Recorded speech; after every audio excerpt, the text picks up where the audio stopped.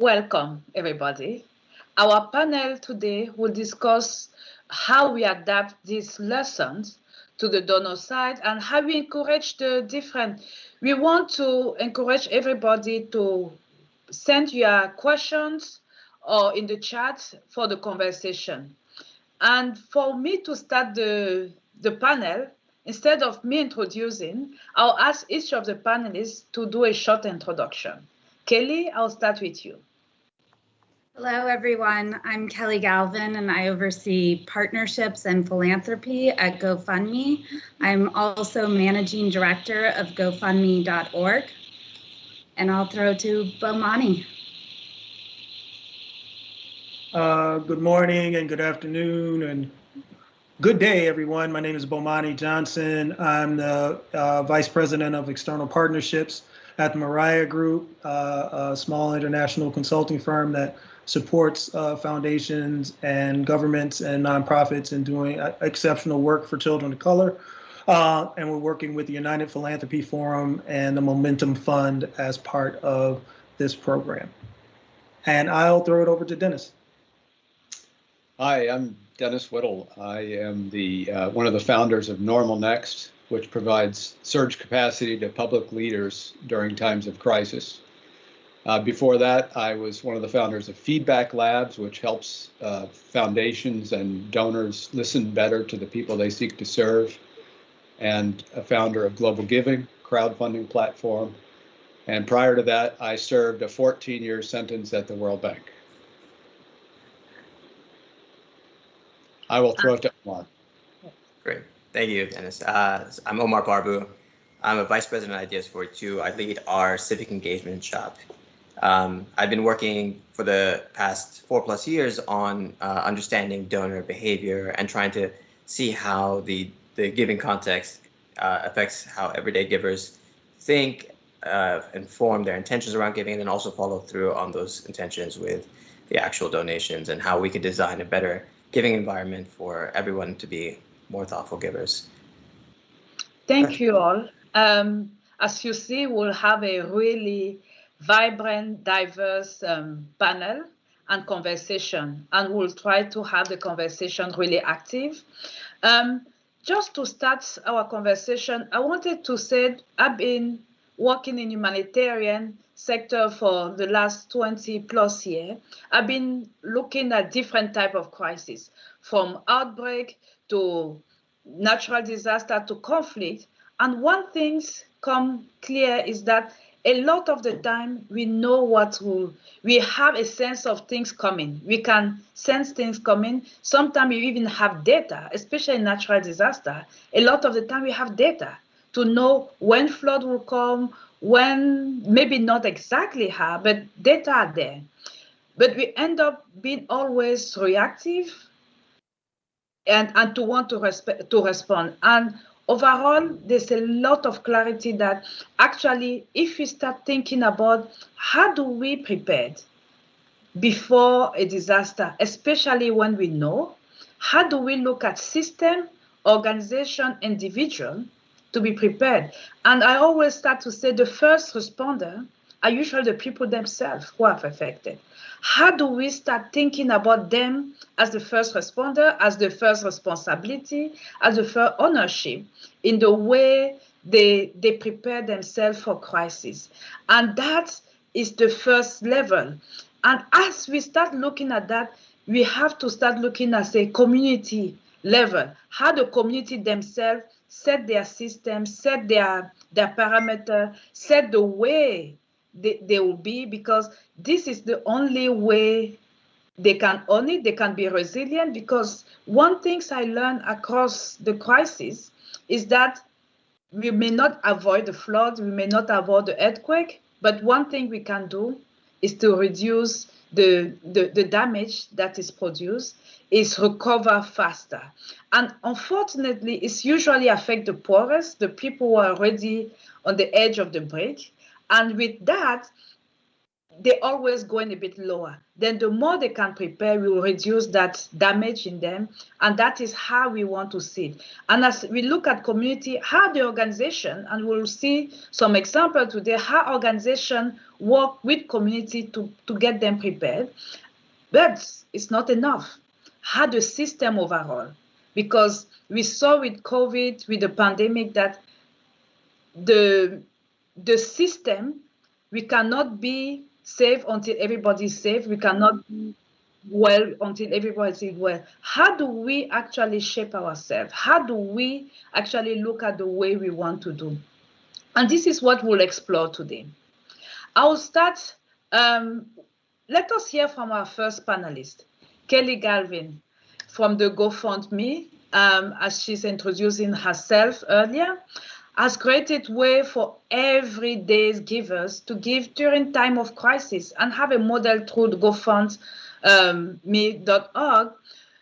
They have evolved prior to COVID. And Kelly, tell us more about how the model has evolved. What did you learn with COVID? And what will you be prepared to mobilize everyday donor to give during the next disaster? Over to you, Kelly. Thank you, Dr. Bemo. I think historically people have associated GoFundMe with personal urgent needs. That's everything from medical expenses, emergencies, helping family and friends in needs. And that said, we've seen this evolve, especially over the last 5 years. Now we see people coming to GoFundMe for everything from personal needs and raising money for charities to taking action in response to larger news events, movements, and disasters, basically broader macro issues. And in order to respond to these growing needs, we looked at how we could expand our offerings to help our community. In 2017, GoFundMe.org, our own 501c3 and advocacy arm, was created to help more people and give donors an easier way to take action. So GoFundMe.org not only provides opportunities and ways of helping foundations and corporations and nonprofits, which we've worked with over the years, including America's Food Fund. But what .org started with and what we have continued to build on is this idea of general funds, which give donors an opportunity to support direct impact as well as long-term relief. So GoFundMe.org general funds are set up related to news events, broader causes and needs. And with .org funds, donors can make a tax-deductible donation, which is granted out as emergency grants to both individuals within a charitable class and organizations helping on the ground. At first, this was primarily focused on natural disasters. So for instance, it started with Hurricane Harvey. We saw thousands of fundraisers for those impacted by the hurricane. But for a donor, especially one that doesn't have a personal connection or know which organization to give to, say a donor in Maine that has no connection to Texas, it could be overwhelming. And so we created .org general funds where we were able to remove the paradox of choice, giving everyday donors an easy way to support. And by working with GoFundMe.com, we could continue to give our community the storytelling, the personal connection, the transparency, and the ability to help in a direct and immediate way. Also, this gave our individual fundraisers and organizations a way of reaching new donors and audiences outside of their immediate networks. So this model has worked for events like disasters, and even before last year, sadly, with the amount of disasters we were seeing, we were becoming faster, nimbler with every event. And we had created systems and playbooks, and we're working across our teams on our organization, from trust and safety and customer support to our news team, which actually briefs local officials in advance of upcoming known natural disasters.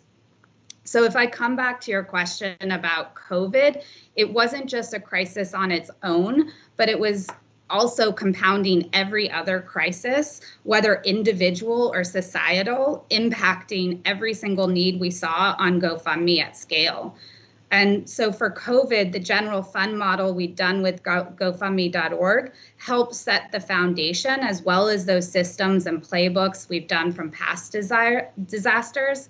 But there was a lot to learn given the size and scope of the pandemic. And just to kind of paint a picture of what we saw on GoFundMe, since March 2020, an American has started a COVID-related fundraiser on GoFundMe every 2 minutes. And when the pandemic began, 1 in 3 fundraisers on GoFundMe were related to COVID-19. But what was unique in this crisis was also the ongoing needs and different phases we saw through the pandemic that were mirrored in the fundraisers that were being started on GoFundMe. So we were working around the clock to not only handle the volume we were seeing, but also coming up with new ways to help some of those different use cases. So for instance, late winter 2020, we saw a huge increase in support for fundraisers started on behalf of frontline healthcare workers to secure PPE. So to answer this, GoFundMe.com and GoFundMe.org work together in involving our general funds we had used previously for disasters and created a COVID relief fund to help individuals and families and frontline workers. And then we started to see the shelter-in-place orders coming into effect, and we saw a huge spike for small businesses and to support workers impacted by the reduced occupancy and temporary closures. And so in an effort to help these small businesses, as well as give community members a way to support local businesses, we created the Small Business Relief Initiative, where GoFundMe.org was able to grant out emergency grants to these small businesses. And we actually saw corporations drawn to this .org fund model because they wanted to support the overall initiative while the ability to help individual businesses at scale. And so we worked with partners such as Google, Intuit, Capital One, and others to not only help with corporate donations and dollars and helping some more support with emergency grants, but also as a way to reach some of these small businesses. And for donors, we created these hubs where they could not only search for these small businesses to give individually, but also give to the overall fund, which would then support small businesses as a whole. So again, we were seeing all these different unique situations, but there were also the ongoing issues and needs that we saw compounded by the pandemic. So take, for instance, America's Food Fund, which I know we're hearing from Jose Andres later. It raised over $44 million in 2020 to combat food insecurity, which had been in a worse state given the pandemic. And I think one thing that is really interesting about GoFundMe too was it wasn't only the amount of fundraisers, but it was the amount of donations coming in. So it wasn't just the need. We actually saw over 625 million donated for people, causes, and organizations in the first 6 months alone. And that was over 9 million donations that were being made. So this has continued. We've seen it even since January after Congress passed the second relief bill, that the number of new fundraisers on GoFundMe was higher than in May during the first wave of pandemic. So we're constantly looking at how can we help not only in these reactive situations, but how can we also help donors to proactively support and help. Thank you, Kelly. I think you point some right way here.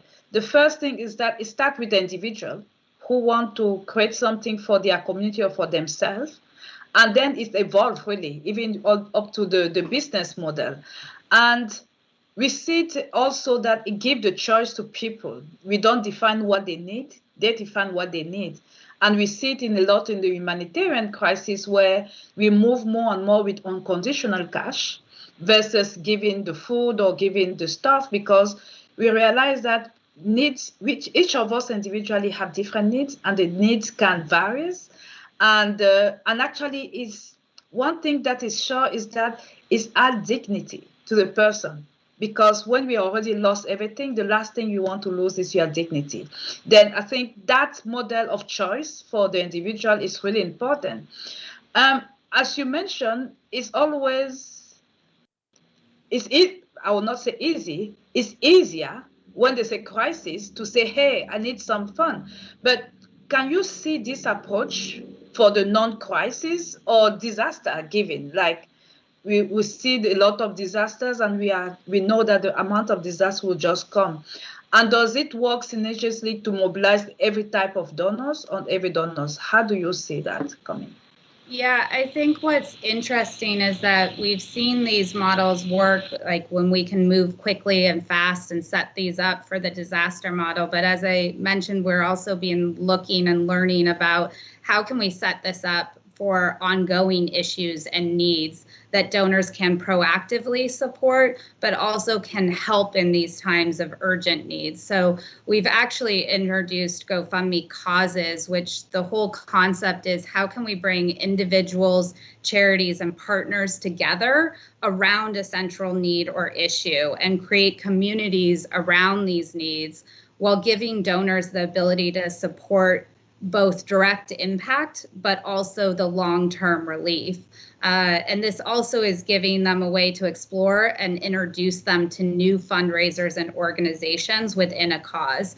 So if we take this disaster model that we've had and build out causes around these broader ongoing issues, for instance, we've launched basic necessities, justice and equality, mental health, LGBTQ, environment too.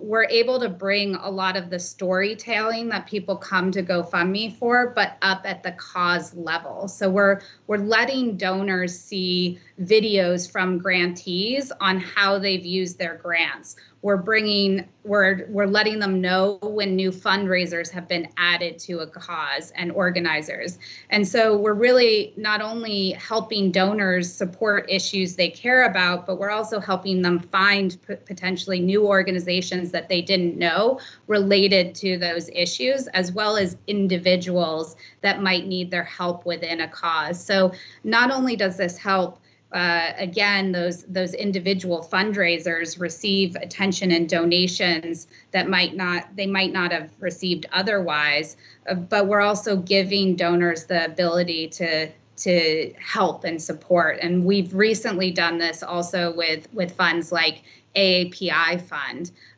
where we established even an advisory committee of leaders within the AAPI space.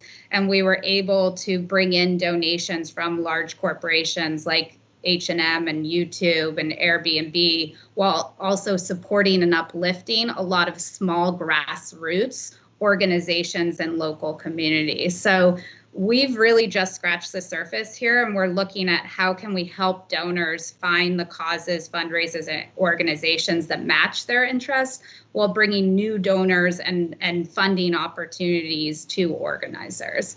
And that really helps with bringing everyone together. Thank you, Kelly. Earlier on, you mentioned the fact that the small businesses were actually reached out. And I saw it in a lot of emergency. We tend to go to individual, the poorest, but we know usually the small businesses is what maintain the life in the community, and we tend to forget about it.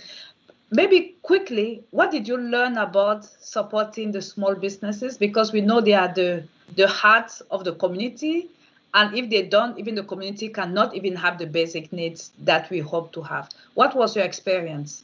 Yeah, I think what was very interesting about the small businesses that we worked with is not only did we see fundraisers to keep businesses open or to pay their employees, but we actually also saw small businesses reacting to some of the other crises that had been impacted by COVID. So for instance, we saw a small pizza shop locally start a fundraiser where you could donate, where they would actually send pizzas to healthcare workers on the front line. And what was nice about that is they were also still employing all of their employees by having them deliver these pizzas, but people and donors were also also able to help those on the front line. So it was a very nice kind of pay it forward model that we saw, and the community helping each other out. And that's what we really saw, was the generosity that even if someone was in a tough time themselves, we still saw them helping others and paying it forward. And that was really kind of the nice silver lining of seeing the support and generosity still come through. Thank you, Kelly. And you mentioned something really dear to my heart. As we know, I grew up in Africa. And one thing that we learn in our different community is that it's not about the richest who help the poorest. And I saw it across the work that I've done around the world, that sometimes the poor people are more open and giving. It's not about how much in the bank account you have. It's about how your heart, and we all have something to give. We all can contribute in cash, but also in the way we are. And I think that is really a good way for me to actually set up that. And then I'll thank you, Kelly. I'll move to the next to our next speaker.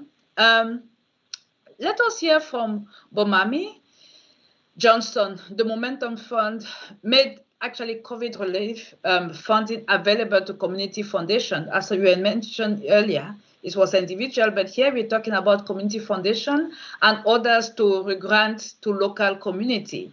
I know your model include a community of practice to share lessons, learn in real time on restricted funding, and a focus on racial equity.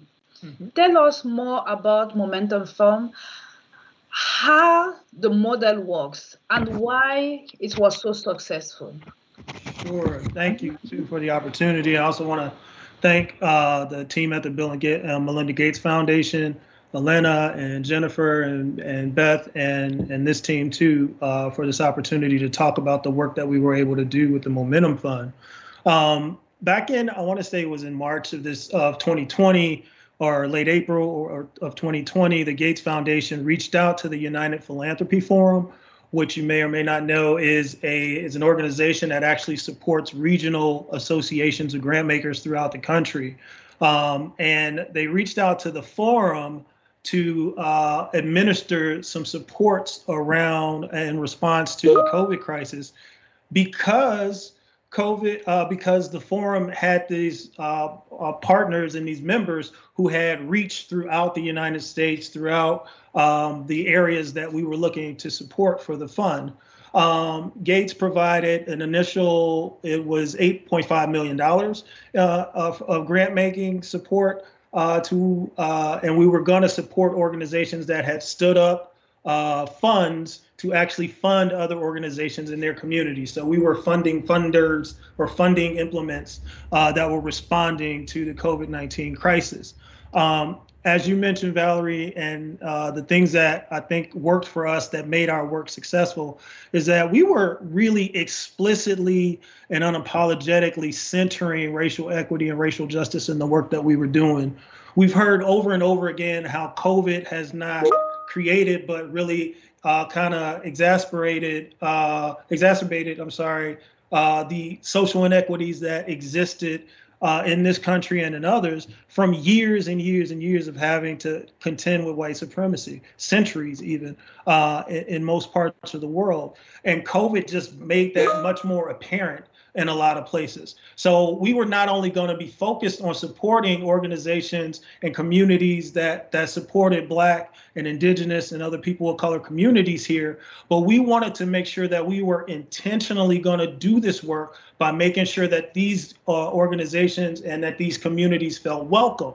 So one of the things that we did to make sure that we did that work was to mention that we were not just supporting organizations throughout the United States. We wanted to lift up that we were supporting work that was happening in U.S. territories and also on Native American reservations, because those are often overlooked in philanthropic efforts.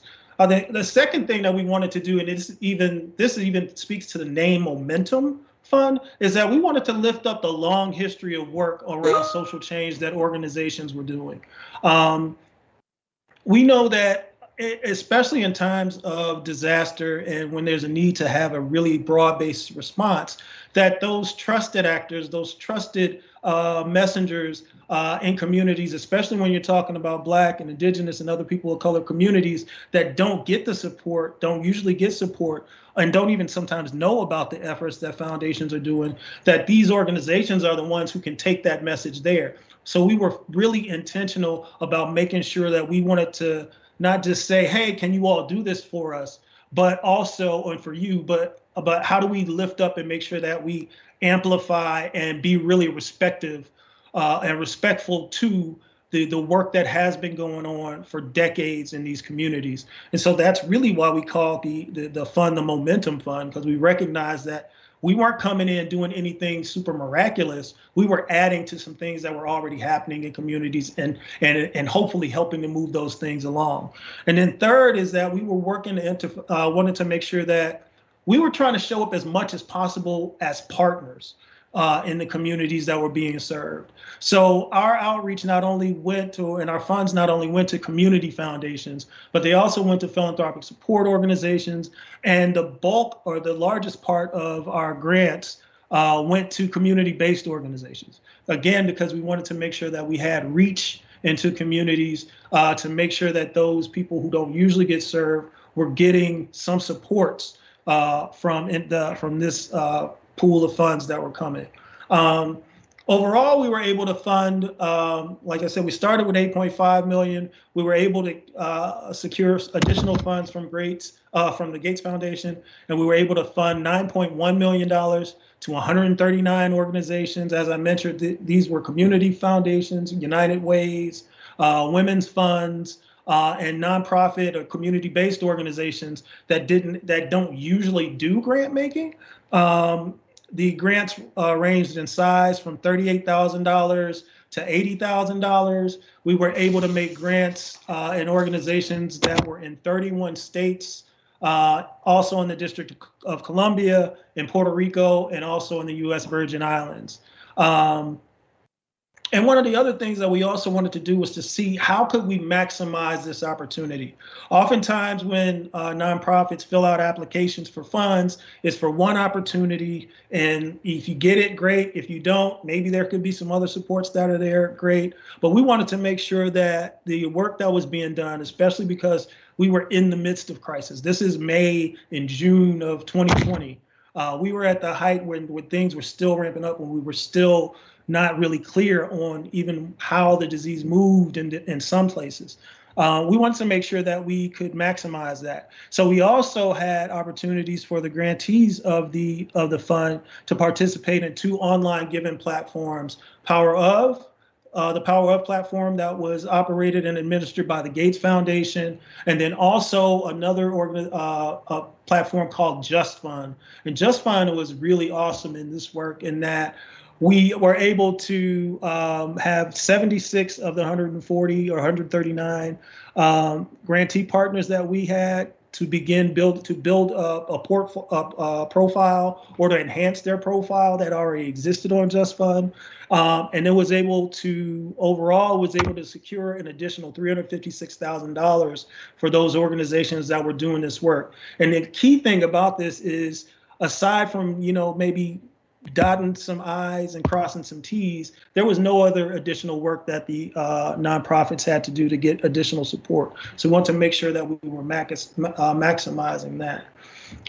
Since that time, since August, when we made the first round of grants, and then we made a second round of 10 in October of last year, we've been engaging with our grantees in what we call the peer learning and advocacy community. And the PLAC is, we meet bi-monthly. We have virtual gatherings where we really go over things that are important to the grantees. So a lot of times when you have a community of a practice or a learning community, you have your schedule set out for the time frame that you're going to be working. And we've been doing this organically. We've been liaising with them, finding out from the grantee partners what it is that's important to them, and sharing that and amplifying that. And one of the things that has been really key to that has been our ability to partner, our ability to listen. our ability to, the first session that we had was in January of this year. And again, that was still a time when we were confused about how this is when we were hearing more about the variants and what does it mean and how does that. So we were able to partner with Dr. Corey Hebert from New Orleans to really come on and share some information with us. But one of the other key things that has been really beneficial, not just to us in trying to make sure that we're stewarding these resources well, but making sure that it works really well for the PLAC, has been our ability to listen to them and to partner and to find out exactly what it is that they want and deliver as much as possible on that. So I would say that those are some of the keys. Again, I also say that because racial equity was critical, we constantly interrogated the work that we did, from the communications that we put out about the Momentum Fund, to the way that the application was designed and the questions, to how we created the scoring rubric and how we oriented those partners who helped us score the many applications that we got, all the way through to the decision-making process. I mean, one of the things that was funny in managing this is that after we had gone through the scoring and had an initial conversation with the advisory board, I came back with, I presented the advisory board with a slate of 88 organizations that had, gone through all of our measures, and they said, that's not enough. 88 ain't it. We need to figure this out. And so through some things that we were able to do to stretch the grants to make sure, one, that the grants were going to be significant enough for the organizations that asked, we pulled that 88 and stretched that 88 number to 129 for that first round of grantees. And that I want to also give big shout out to the advisory board that we pulled together for this, for the Momentum Fund. It was 5 members who were leaders of philanthropic support organizations.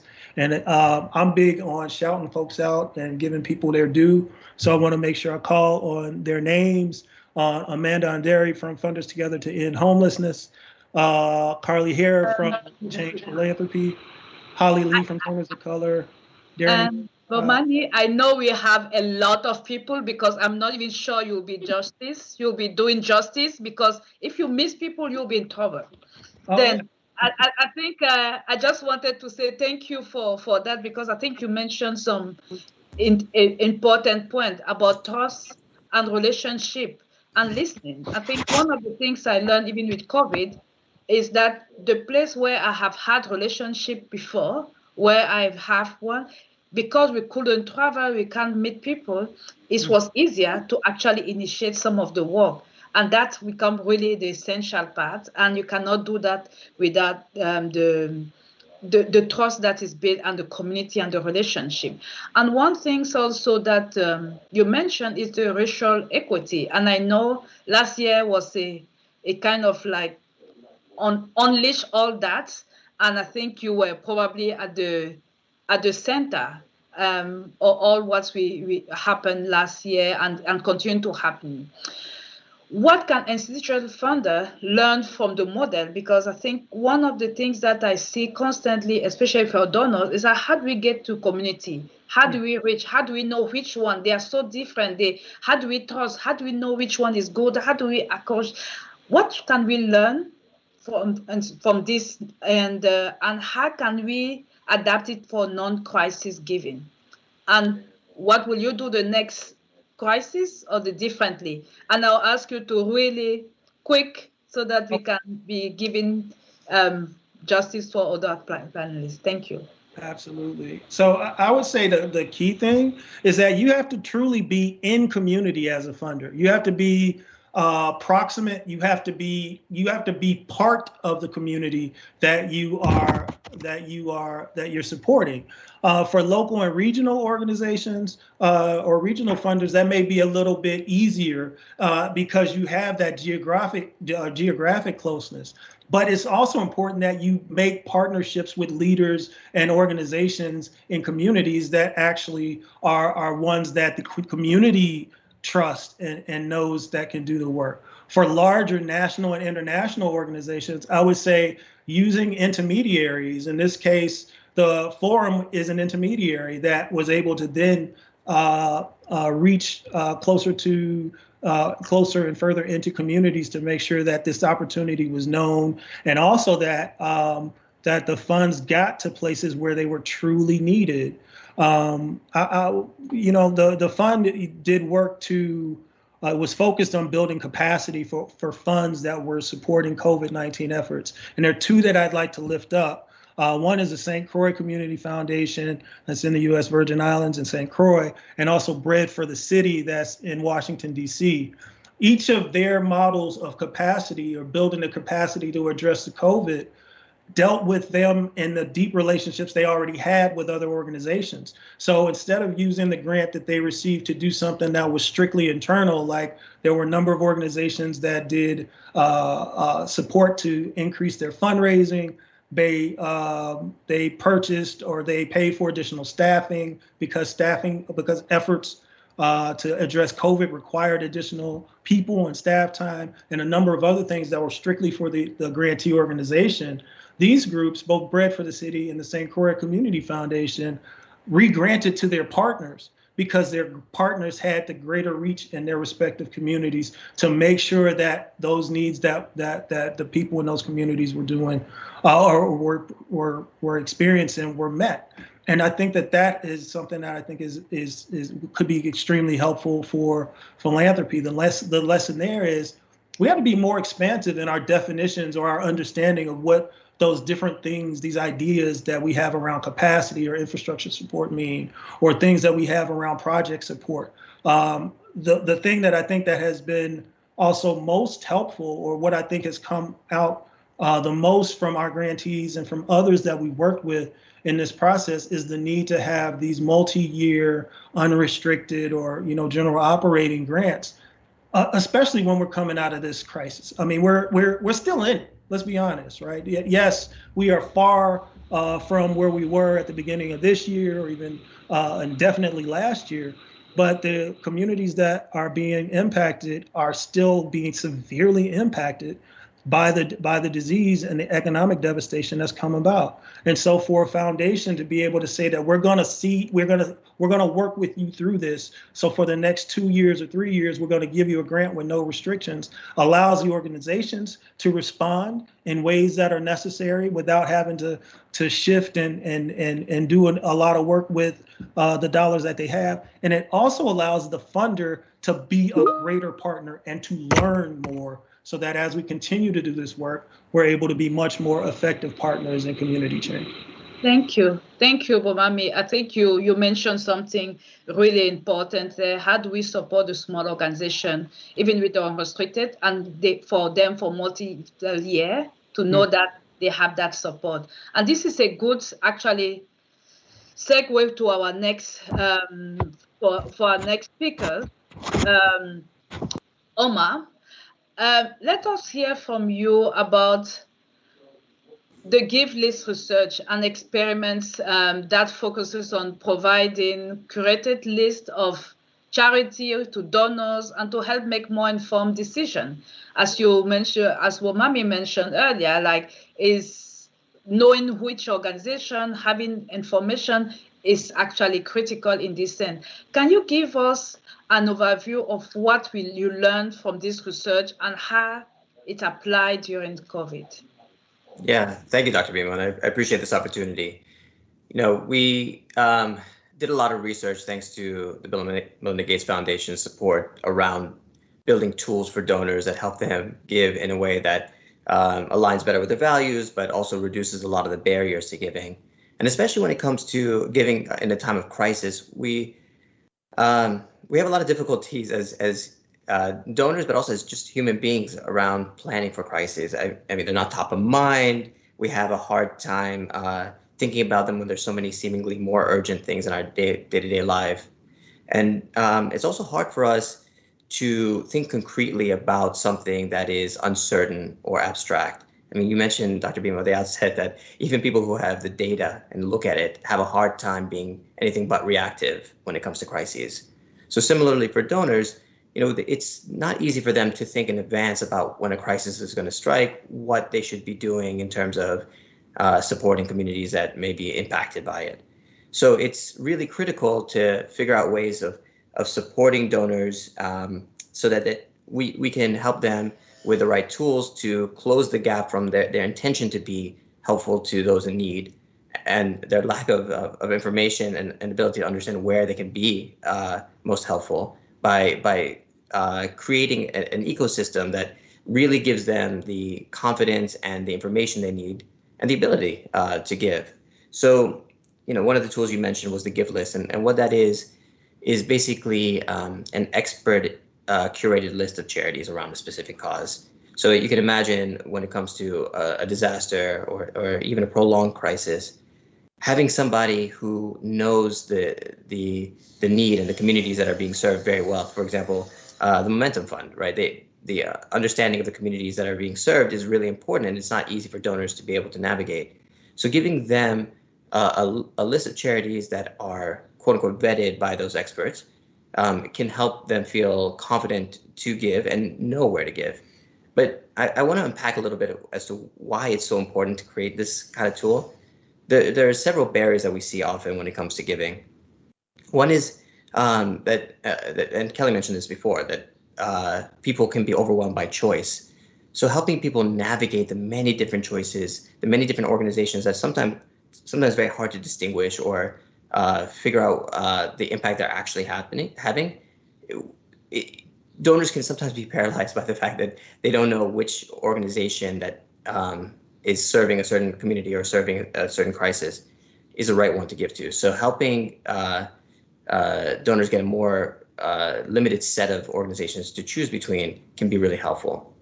But beyond that, donors have often a sense that their money can go to waste if it's not given to the right place. I mean, we see news articles all the time about money being misappropriated or sent to a different crisis than was intended. And unfortunately, while those situations are actually the vast minority, because those news reports are the ones we hear, it feels to us as human beings when we hear them over and over again that is actually a much more overblown risk. So how do we give people the sense of validation that their money is going to be used well? And I use the word validation very specifically because when we think about what we need to provide a donor, it's not showing them which organization is the best. It's not really giving them full confidence that they're choosing the #1 top organization for a cause. There's just a floor, if you will, that needs to be crossed to give the donor confidence that their money isn't being used poorly. So it's not as high of a barrier to overcome, and it really just requires providing some level of information about how these organizations are chosen, what they're doing, and why we think they're good, that can give a donor enough of validation to say that this is an organization worthy of my dollars. And then lastly, even when we give these tools to donors, we need to make sure it's easy for them to act. People have these intentions to give, but then the action is either mistimed or onerous. So one is delivering these curated lists at the right moment, but also giving them a way of navigating even that limited choice. So one thing we learned through our experiments is giving donors a donate to all button, even if there are only 3 to 5 charities, can help reduce an additional burden, right? Where they don't have to choose between this limited set. If they know that they're all good, why not give to all of them? So there are a lot of ways that we can be very mindful about removing the hassles to giving, that especially in a moment of great urgency are really necessary to ensure that donors are able to take that intention and immediately turn it into donations on the ground. Thank you, Omar. And I think this is a really good point. I remember the first time I got to one supermarket here, and you want to look for one item, and there's so much on that we all freeze. We all sit there and it's like, oh my goodness, I don't know which one I want now. And I think having somebody to help us to actually give us that sense. And I see it also when you are in a big crisis, you don't have a lot of time, and you cannot give 20 different products. You have to select the 3 best, not necessarily best, but the 3 that will fill most of what you need. And I think you mentioned a lot about the choice, but also helping, because it's so overwhelming. Yeah. Too many choices and nowhere to do. How do you, and you talk about helping the donors. We saw that you did that job really quickly and making it now. How do we help? What does that mean to prepare intermediary? Because we don't want to be always like, oh, click on the thing. How do you prepare intermediary? And give us, is it an example? Yeah, absolutely. No, I appreciate that. I actually think a lot of intermediaries are already doing the hard work. And that hard work is figuring out which organizations to support in a time of crisis to get the most impact for dollars. So it's really just a matter of taking a lot of that hard work and packaging it in a way that donors can easily digest and act upon. So what we learned, we did a lot of interesting experimentation around what kind of methodology do donors need to feel confident that this list is curated properly. And they do need some. They need some level of understanding as to like, why is this charity on the list and another one is not? But they don't need paragraphs upon paragraphs. So really what the organizations need to do who are doing a lot of the great work to determine how best to be helpful is to take that research, put it into a easy to act upon set of 3 to 5 charities is usually the list size that we recommend, and give just a few lines of explanation as to why these are the ones that are being selected. And then presenting it to donors at moments when they're trying to act. So, you know, we sometimes deliver really useful information in a moment where people aren't thinking about it or aren't able to act. We really need to find out where donors searching for these things and how do we deliver the curated list at that moment. We work very closely with Charity Navigator, for example, around their discovery page where donors were going to the site, clicking on the hot topics around the disaster, and that's when we were delivering the curated list, because we knew that's what they were looking for. So that delivery timing is also really important as well. There's one more thing I also want to say is, if it's okay, Dr. Bemo, yeah, go ahead. You know, there's a lot of thinking that goes into where to give, and when it comes to disaster giving in particular, it's very emotional. So when somebody's feeling emotionally that they want to help and they want to give and open their wallets, taking them out of that emotion and telling them now do a lot of really hard thinking can sometimes go in contradiction to the motivation to give. So by creating as smooth of a process as possible to allow that emotion to lead into an actual giving around disasters will likely lead to higher dollar amounts and more giving overall. Thank you, Omar. I think you mentioned a lot of remove keep the emotion, but use that emotion to get the right way and to make the right choice. Exactly. Thank you for that. This is a good segue to our next panelist. I would like to hear from you, Dennis, who recently did research on a concept called Emergency Response Mechanisms, ERM, that will enable foundations to respond more effectively to crises such as pandemic. Dennis also has a deep understanding of the everyday giving landscape, having been a co-founder of Global Giving. You just heard what Omar mentioned about facilitating tools and all that thing. Can you summarize what you think some of the challenges to getting donors, everyday donors in particular, to invest in preparedness mindset? Well, I first just want to say that, you know, many of us feel that the COVID crisis here is starting to abate. We've had vaccines and we're feeling better. But, you know, as Bomani and others said, this has ravaged a lot of marginalized communities. India right now is seeing a huge resurgence. I think 3.5 million people have already died. And one thing we know is that the next time will be worse. There's a worse pandemic coming down the pipe. And the next time it could be 30 million people dying. So as this pandemic unfolded, we started to look at the question of how can we do better next time? How can we prepare for the future? We as a sector as a whole. And as you mentioned, Dr. Bemo, I did some research. I talked to 30 leaders, foundation and philanthropy leaders, and reviewed many case studies.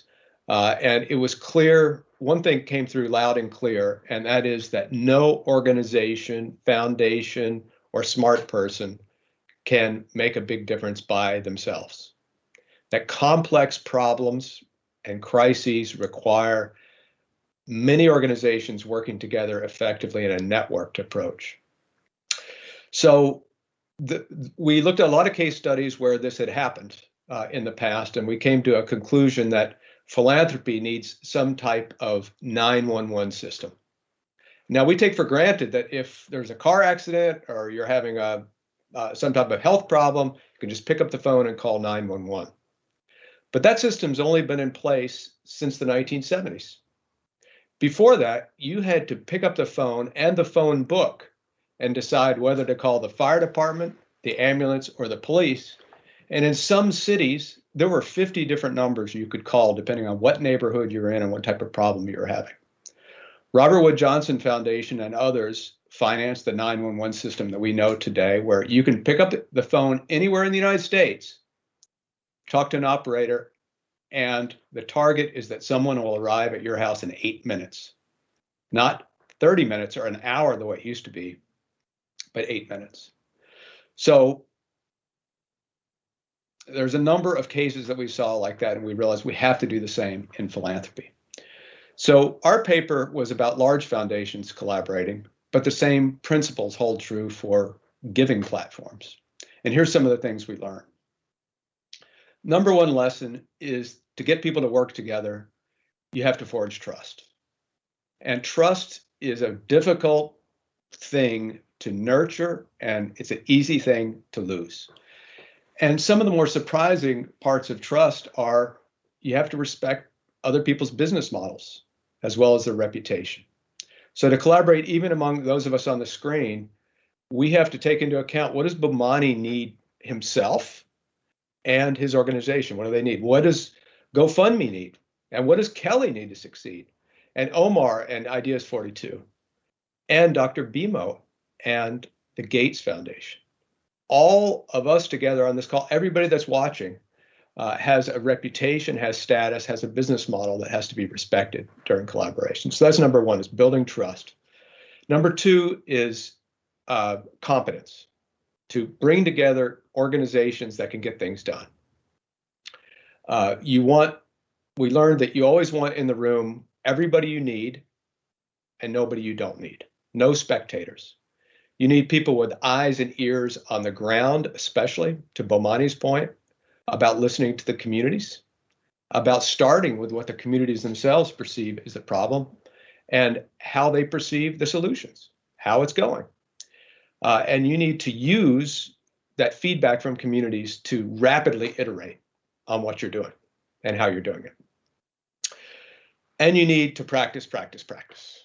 So we like to say, and what we learned is, if you're not preparing during times of calm and peace, during times of crisis, you will not be ready to respond. So the question is, can those lessons be transposed to the everyday giving space? And I think the answers are positive. It's possible. In fact, there are some examples of where organizations have started to do this. About 15 years ago, the CTOs of Global Giving, Kiva, and Donors Choose created an informal group where they just called each other up, chewed over the technical and logistical and other issues, and started helping each other. And this evolved into a group called CTOs for Good. They have regular calls, they help each other out, and they found ways to have data portability in many cases between the sites. So if due diligence is done on one site, that can be reflected on the other sites, to Omar's point. So that's CTOs for Good. They can spin up a platform if they had to, those guys and women. They could spin up a common platform within days if it were necessary in a crisis. And that's because they've been working together for 15 years. Another example is something called the Irritants. And this is a group that was formed by Feedback Labs, Candid, GuideStar, Charity Navigator, Listen for Good, Keystone, and others, funded by the Fund for Shared Insight. And this is a group that's trying to put together common incentives, tools, and data flows to help community organizations better listen to the people that they seek to serve, and to show on Candid and on Charity Navigator that they're listening. This requires, again, a lot of trust between the groups, Charity Navigator and Candid, in some ways, are a little bit competitive, but they've worked out a great way of being able to trust each other. They're not going to stab each other in the back. It required competence. All the groups in there are outstanding technically and theoretically. And it required practice working together, sending data back and forth between the platforms. So that's practice, practice, practice. So we got to do the same thing for crises situations. Big foundations and everyday platforms both have to do this. They can do it. And if we don't do it, we won't have an excuse next time. Thank you, Dennis. You've summarized well the practice because I think in a lot of humanitarian, you have to use the peacetime, like we call it, to do your simulation, to set your system, to coordinate, to be prepared to talk to each other. And I think quickly, as we start wrapping up, one thing that you're looking forward to as we look at it with the practice. So we've started experimenting with these 2-month sprints to see if we can create a new type of surge capacity for public leaders. And the way this works is that we create teams of 5 people, a combination of young, often students, mid-career or young professionals, and senior domain experts. And we connect them with public leaders who are trying to solve a problem in climate change, health, or equity. And these are people that have never met each other on these teams. We put them through a boot camp that lasts a week, and then we give them a standard training in things like design thinking, community feedback, project management, and teamwork. And they have 2 months to help these public leaders unblock a problem they have in these sectors. We've done 5 cohorts of these so far. The initial results are positive, and we're going to try to expand that in the year ahead. I'm looking forward to hear more about it. I think that will be really an exciting time. I think this brings us to, it was rich. We could continue this conversation for another 3-4 hours, but I'm not sure they'll give us that platform. And I want to take each of the panelists to go, but I really want 30 seconds of your takeaway from the conversation. And Kelly, I will start with you. Yeah, this has been a wonderful discussion, and I agreed I could continue this for many hours or throughout the day.